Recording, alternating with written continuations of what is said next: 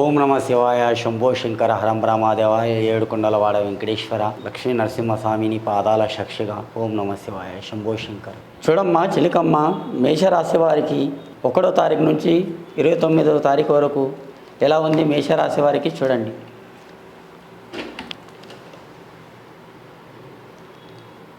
మేషరాశి వారికి చూడండి, ఆంజనేయులు వచ్చారండి. మేషరాశి వారికి ఖర్చు ఎక్కువ ఉంది, ఆదాయం తక్కువ ఉందండి.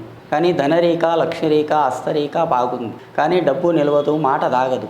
కొన్ని కష్టాలు, చిక్కులు, ఉద్యోగం గురించి, జాబ్ గురించి ఆలోచన రేఖాటంలో బాగుంది. కానీ దోస్తానం కానీ, స్నేహం కానీ, పార్ట్నర్ పని కానీ మొదలు పెట్టకండి. ఈ సంవత్సరం మీరు ఏది చేయాలనుకున్నా కానీ అది తప్పకుండా అవుతుంది. ఆ భగవంతుని దయ వల్ల అనుకున్న పనుల్లో కానీ మీ రేఖ కానీ మంచిగుంటుంది. కానీ మీరు ఏదైనా కానీ కొత్త పని, కొత్త వ్యవహారం చేయాలనుకున్నా కానీ నిదానంతో చేయండి. మీరు ఎంత నిదానం చేస్తే అంత మంచిగా ఉంటుంది. కానీ ఈ సంవత్సరం రేఖ భగవంతుని దయ వల్ల, మీ వెంకటేశ్వర స్వామి ఆ దేవుని దయ వల్ల కానీ, ఆ శ్రీరామచంద్రుడి దయ వల్ల కానీ అదృష్టం రేఖాటంలో కూడా ఉండాలి.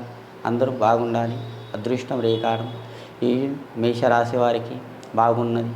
ఏం తొందర పడకండి. మీరు ఎంత నిదానం చేయండి అంత మంచిగా ఉంది మీ పేరు మీద ఆ భగవంతుని దయ వల్ల.